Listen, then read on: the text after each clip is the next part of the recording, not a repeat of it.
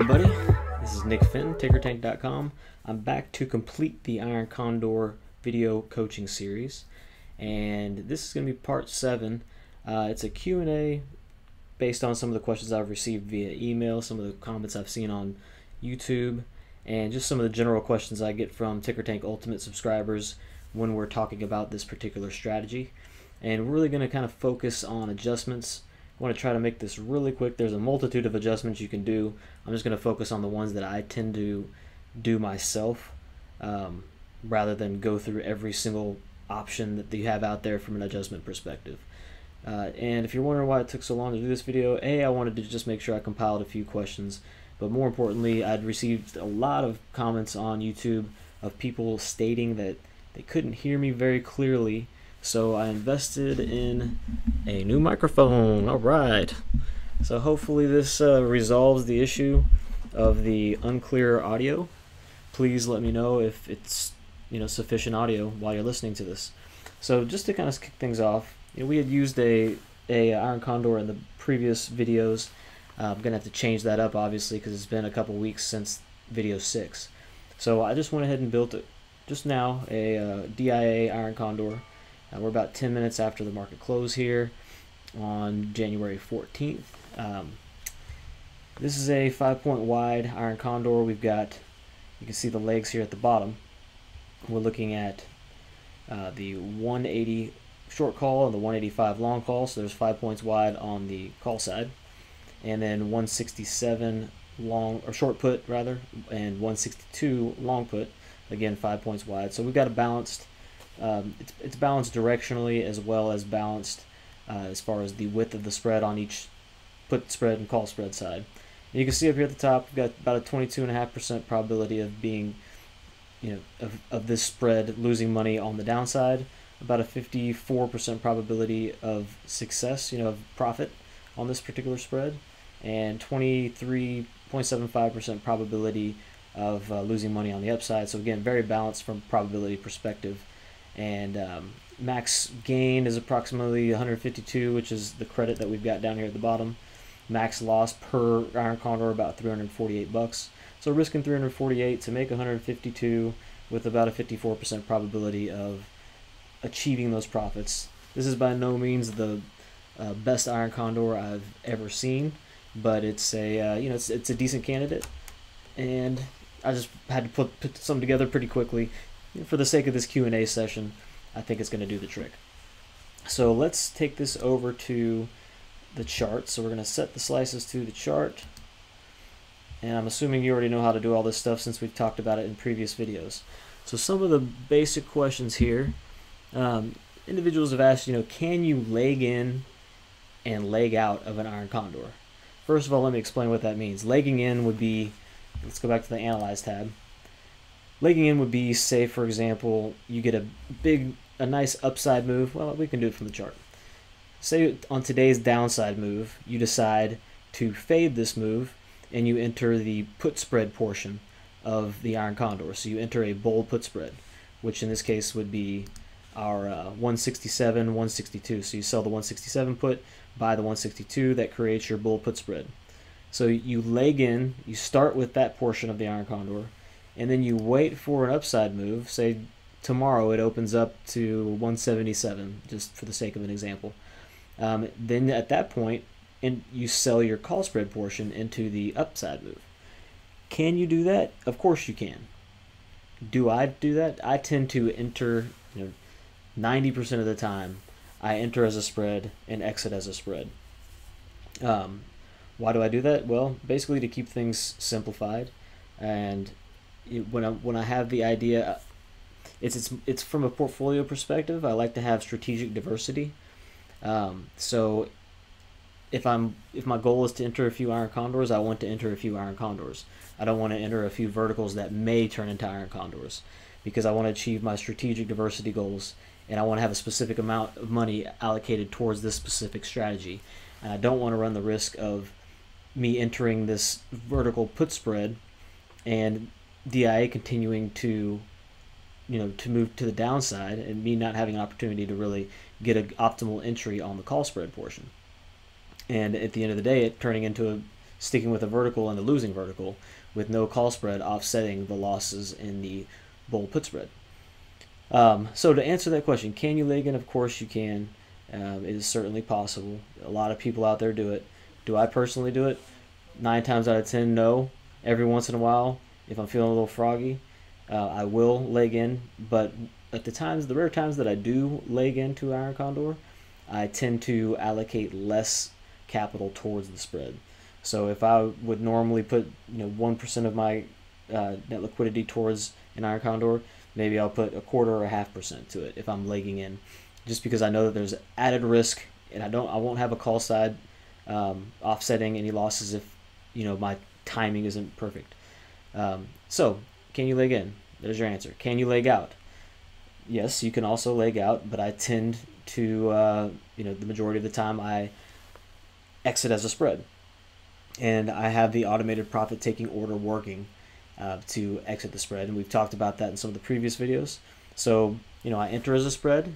Once the spread fills, I have my automated profit taking order that automatically triggers, because it's set to trigger as first trigger sequence order. So let's say I have this spread going in at $1.50. We'll just put it down here at $1.50, and I create my first triggers sequence trade. So once this trade enters at $1.50, I'll have it trigger in order to cover the entire spread at, say, 75 cents, which would be a 50% value decay, 50% decay in that credit, and I'll have that working good till cancel automatically. So that in turn results in me typically exiting as a spread on the Iron Condor. So hopefully that clears that particular question up. The next question: should you hold? I get this a lot. Should you hold an Iron Condor to expiration? And I think I pretty much just answered that with my previous statement on creating the automated profit-taking cover orders. So the vast majority of the time, I'm entering as a spread, exiting as a spread, and I'm exiting after only a moderate decay in value. I'm not requiring 100% value decay. So like I said in that previous example, if I was entering this at $1.50, I'd have my automated profit taking order to cover at 75 cents. So once the spread value reduced to 75 cents, it would automatically cover. I'd be out after a 50% decay in that credit. Is that definitely the best approach? I think so. I've been doing options premium selling for a long time. There's studies out there that indicate that exiting in between a 25 and 50% value decay is far more optimal in the long term from a use of capital perspective, as well as a percentage of wins perspective. So all in all, this does seem to be the best approach. Are there cases when I do hold Iron Condors to max gain or max loss if it goes against me? There have been cases, yes, of course.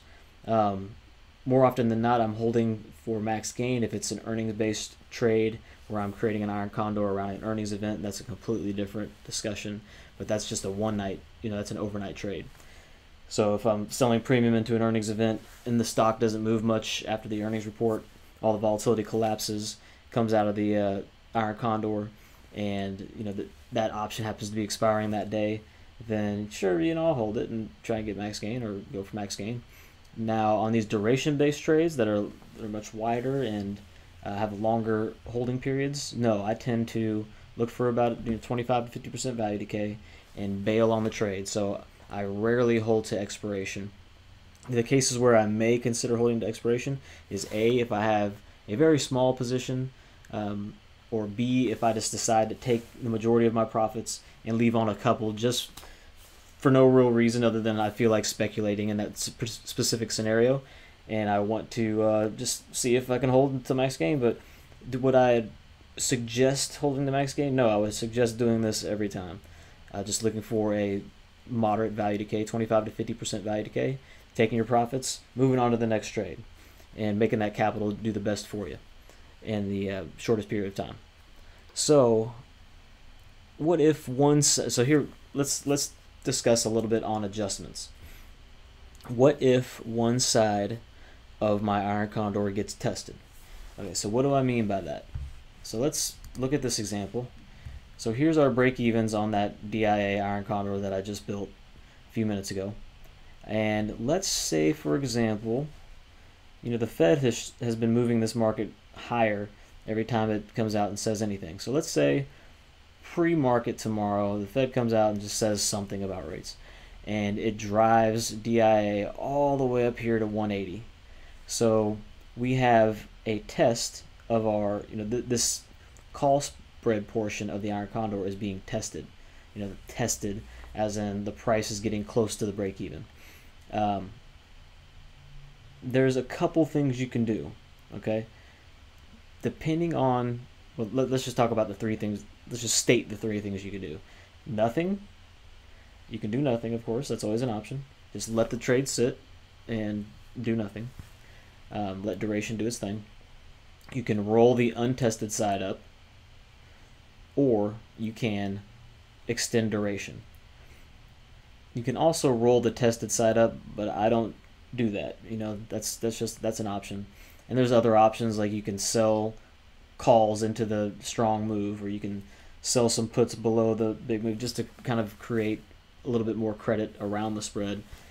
I tend to try and keep things pretty simple. So let's say what I just said spikes up to 180. What would I do in that case? Well, if we go back here to the Analyze tab, you can see we're looking at the February Iron Condor. So today it has 36 days, I believe, until expiration on February, which means tomorrow there will be 35 days left until expiration. With that in mind, there is tons of duration still left in that trade. I'm not going to be rushing to make any adjustments. So I would choose option 1, which is do nothing, let duration work for you. Give this trade a chance to come back and work for you. So give it a little bit of time, see what DIA does. Hopefully it trickles back lower or fades that Fed move eventually, if that Fed move took place, of course. Same thing if we were to see a continuation to the downside in a very aggressive manner tomorrow, and say it opened up at 167, then your put side is being tested. Again, I would do nothing because there's plenty of duration left in the trade. Well, what if we're in the February options, and this is, let's just say, 16 days from now, and we've got 20 days of duration left in February? Well, then it's a little bit different story. So let's say we're in we've got 20 days left and our call side's getting tested. What would I consider doing? I would consider doing option 2 or option 3 or a combination of both.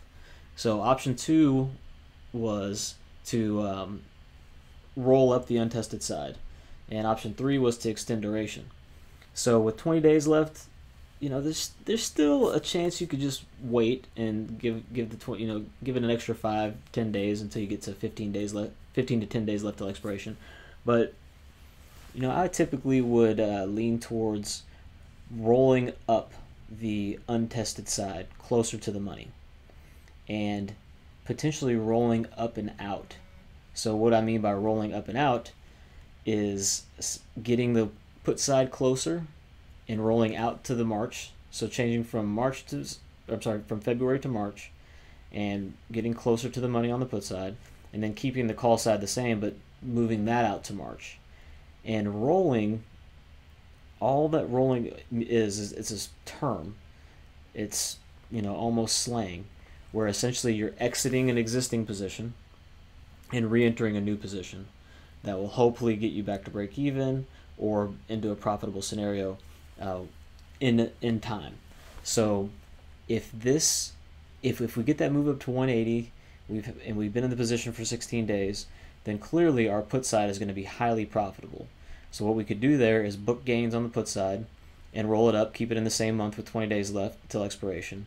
But that 20 days of duration is not a whole lot of duration. It's not terrible, but it's not a whole lot. So you might say to yourself, I want to also add some duration. So book the gains on the February put spread. That's highly profitable at this point. Move it to March, where you're adding another 30 days of duration, and then also move it closer to the money. And that's going to basically give you extended duration, and that's going to also increase the amount of premium that you're getting for that spread, because you're moving out with more duration, gives you more time premium. And also you're getting a little bit closer to the money, so you're going to have a little bit more, you're getting closer to some intrinsic value in there. So essentially that's going to do a lot for you from an offset perspective. It's just going to give you more offset potential on the put side. Now the downside to that is that you're going to be getting closer to the money, so if DIA does reverse, then you could have a little bit of issue on the put side if you get too close, and then you'll have to start making adjustments on the call side, rolling it down. But and then the last part you could do to that particular adjustment is you could roll your call spread, keep it exactly the exact same strikes, but roll it from February to March to get a little bit more duration, so that you're building more time premium into that particular spread. So just to kind of recap on that particular answer, we have a spike up to 180. We've got about 20 days left until expiration. You can do nothing, let your duration work for another 5-10 days. You can roll your your untested side closer to the money, not too close, but closer. Generally, I'll still stick with the short put being about 30-35% probability on the money.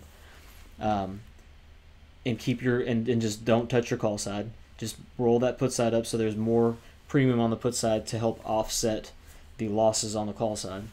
And the third option was to roll the put side closer to the money and out to the next month of March, as well as keeping your call spread portion exactly the same, but rolling it to March. So moving it from February to March, exiting the February position, opening the exact same call spread in March.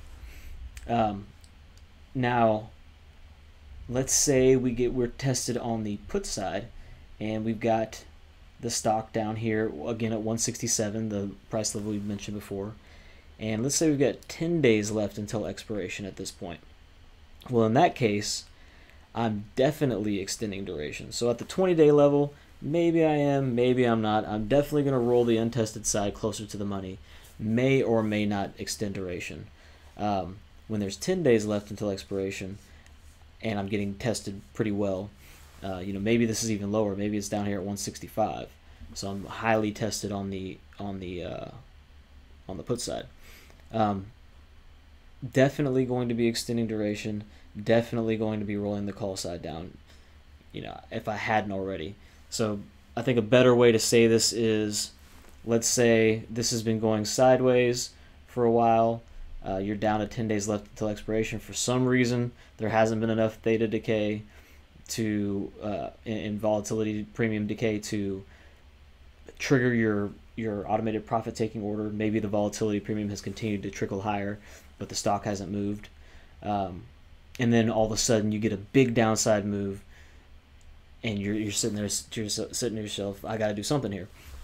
So definitely extend duration on both sides of the spread is what I would do. I would extend duration on the put spread portion, but I would leave the put spread portion, which in this case is the tested side, exactly how it is, and I would roll it from February to March to get that extra duration.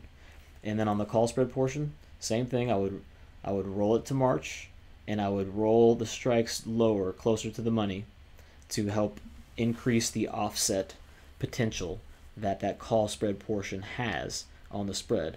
And I would do, just like I said, I wouldn't get too terribly close to the money. I'd try to stay in that 30 to 35% range, probability in the money on the short strike. And I'd keep my strike width the same, 5 points wide in this case. So, that's pretty much it. Hopefully you understand what I'm saying, because a lot of people have trouble with the concept of the term rolling. But essentially you're realizing a loss or a gain. So on this portion where we're getting tested on the downside with 10 days left, we roll the put side. The put side in this case would be a loss. Okay, so we're realizing that loss on the February put spread, and we're re-entering a brand new put spread with the exact same strikes in March. So we're moving from February, completely exiting that February position, realizing the loss, moving to a brand new position in March with the exact same strikes, but it's March month.